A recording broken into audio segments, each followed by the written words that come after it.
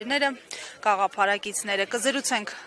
Հայաստանի Հանրապետական Կուսակցության փոխնախագահ Արմեն Աշոտյանի հետ։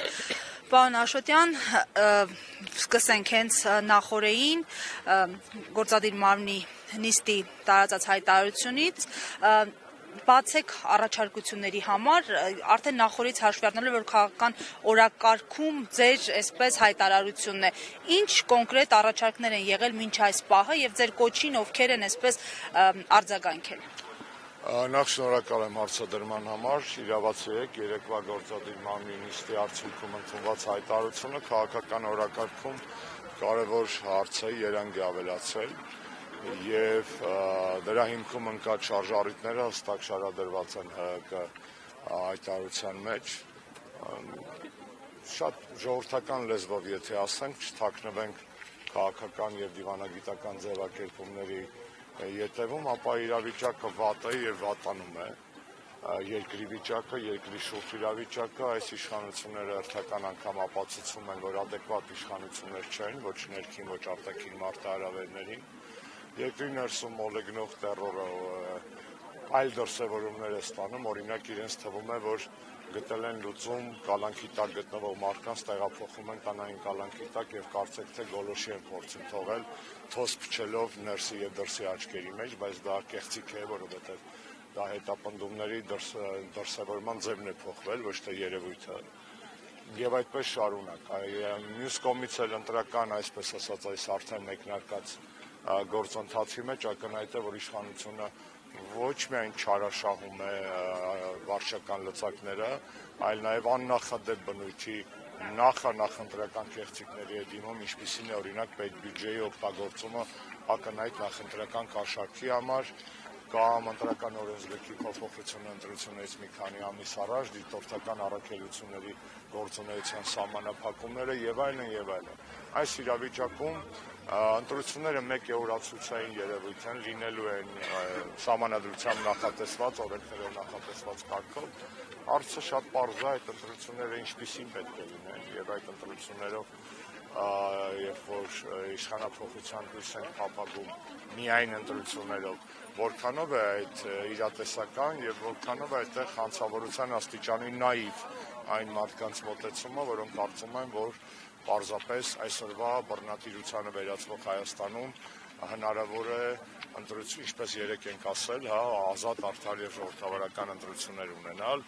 եւ նորից են կրկնում միայն ընտրությունը բավարար հիմք չենք համարում, կանխատեսելի է, դա տեսնում ես, որ բուն ընտրությունները, միայն ընտրությունները առանց ժամաժողովրդական պայքարի, առանց զուգակցված այլ մեթոդաբանությամբ, իսկ եթե ընտրություններից առաջ խոսենք նաև սահմանադրական այլ եղանակների, ինչպիսին է անվստահության այդման գործընթացը փորձարկելու, ապա քաղաքական նորից կրկնեմ հանցավորության աստիճանի նաիվությունը։ Ով է ձեր կարծիքին, ով է ձեզ Ես վստահ եմ, որ այս process-ի հետ կապված շատ ու շատ համախոհներ մենք ունենք հանրային սեկտորում, հասարակական սեկտորում, եւ կարծում եմ, որ այն հիմնավորումները, որ մենք շարադրել ենք երեկվա հայտարարության մեջ, անտարբեր չեն թողնի նաեւ մեր քաղաքական գործընկերներին։ Այս պայդրությամբ, եթե անգամ ինֆորմացիա ունենայի, ձեզ չի ասի, թե ով է կոնկրետ դիմել, բայց ձեզ հավաստիացնում եմ, որ process-ը կլինի հասարակական, հանրային ուշադրության հաշվետվողականության կենտրոնում, որքանով այդ process-ները թույլ կտան։ Դուք գիտեք, որ նման բանակցությունների ինձ գալի մասը, նման խոսակցությունների ինձ գալի մասը, որպեսզի արդյունավետ լինի, պետք է գոնե սկզբում լինի դռների հետևում եւ հեռախոսների հետևում կամ դռների հետևում եւ այդ process-ը reality show չի, որ ուղիղ եթերում հեռարձակվի։ Ուղիղ եթերում մեր երկրում կարելի է նայել ինչպես է Նիկոլ Ուտում Կուկուռուս կամ ինչպես է սրբում կարկանդակուտակից հետո իր կեղտոձակեր Ալենի վրա, օրինակ եւ այլն։ Հարցը դրա մասին, որ մենք իջացրել ենք քաղաքական դիսկուրսը պրիմիտիվության այն մակարդակի, որտեղ քիչ Նիկոլ ենք մեկնաբանում ու դա մեր ցավն է, դա մեր բոլորիս անհաջողությունն է, որ Նիկոլը դեռ վարչապետը եւ մյուս մեկերը այդ իմաստով մի հատ էլ արձագանքում ենք իր անմակարդակ էժանագին բաներին, ֆրթոններին, այսպես ասած։ Ես դա չեմ համարում։ Ինքը փորձում է մեզ իջացնել, կներեք մեր իջան, իր մակարդակի, որտեղ ինքը իրականում անմրցելի է, որովհետև մեկ-մեկ ներվայնանում ես, ես էլ մեկը ես, մի երկու բառ ավել ես ասում այդ ոճի մեջ եւ այդ մակարդակի մեջ, հետո հասկանում ես, որ այնուհանդերձ քաղաքական մակարդակը մշակույթը պետք է երկրում պահել եւ սա է Նիկոլին այլընտրանքը, ոչ թե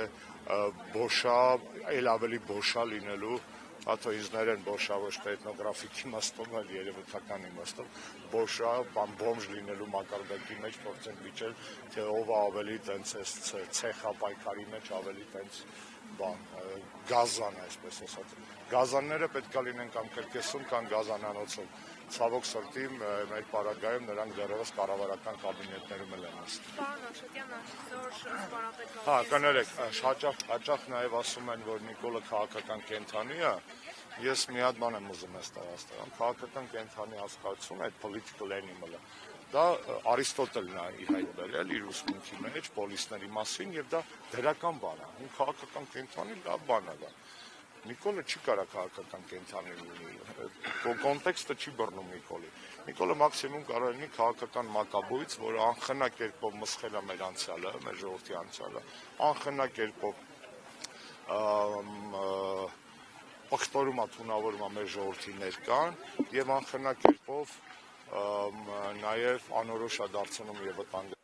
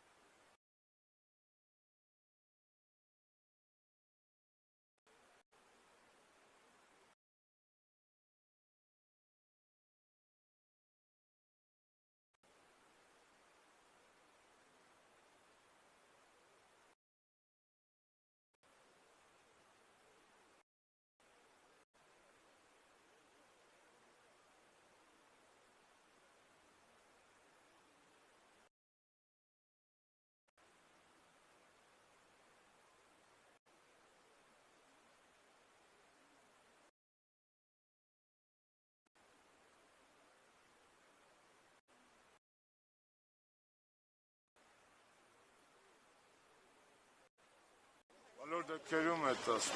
տեխնիկական խնդիրները չեն կոչվելու ինձ ասելու այն ինչ որ ես մտածում եմ կապված, տեսեք ես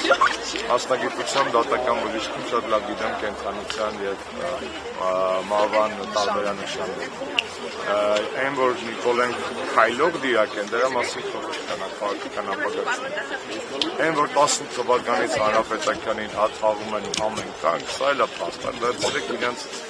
18-ից առ այսօր տասնյակ ելույթներ կգտնեք, որտեղ իրանք շարունակում են պայքարել այսպես ասած հանրապետականի դեմ, մնացած ընդդիմադիրների մասով կազմում իրենց արձագանքի, ակնանշելով, որ մենք քաղաքական դիակ ենք։ Եթե բոլոր դիակներն լինեն մեր նման առույգ, կայտար, խելացի դիակներ, ապա ես Նիկոլ Փաշինյանին չեմ նախանձում իրեն հաստատ ապոկալիպսիսը սպասել։ Այսինքն Հայաստանում Նիկոլ Փաշինյանը իջացնում է քաղաքական դիսկուրսի մակարդակին նորից կգնա, որտեղ նա անմոռացել է, որովհետև նման դիսկուրսի կերպով, որը մեկը չի կարող իրեն դուրս երկար, այսպես ասած հակադարձել։ Եվ թե ինչ են ասում նրանք, կարևոր չի, ավելի կարևոր է թե ինչ անելու մեր ժողովուրդը, ինչ ասելու մեր ժողովուրդը։ Պարոն Աշոտյան, այսօր Վազգեն Պարապետի ծննդյան օրն է, Սասուն Միքայելյանը նշել է, որ իհարկե սա Վազգեն Սարգսյանի երազած Հայաստանը չէ, բայց շարունակեց նորից նախնիներին ներառել, նաև նշելով, որ պետք չէ լինել էմոցիոնալ եւ պետք է մեր հայտարարություններում։ Ես կարծում եմ, որ Սասուն Միքայելյանը տարին 1-2 առիթ ընտրում, ցավոք այդ բոլոր առիթները կապում են սրբավայր այցելելու, իսկ դեռաբոլորը սրբավայրը կլինի Պարապետի ծննդյան օրը կամ տեսնում եմ, իր համար այդ օրերը, որոնք առաջ նշանային օրեր են նորմալ Հայաստանում, անկախ իրական անկախվածքային Հայաստանում դարձել է ընդհանուր Նիկոլ Փաշինյանի հավատարմության հրապարակային երաշխում տալու այսպես ասած պատճառ։ Մենք դեռ եւ ազգային Դավաճանից հետևում պետության Դավաճանից Նիկոլի պրոբլեմն եւ դա մեր երկրի պրոբլեմն է, որ այսպես ժամանակի երկրի համար անում տված հայտարարած մարդը կարող այսօր այդ ամենը իրում է դա մարդկային ողբերգության on-line ռեժիմում ականատես լինելու բանը շատ ծանր է։ Այս կոնտեքստում պարոնակետյան այսինքն երկրապահնել այլևս չի իրականացնում, չի կատարում այն կառույցը։ Ո՞նց է հետո խոսում, հա։ Հիշում եք, չէ՞ որ մենք հարգելի հետևորդներ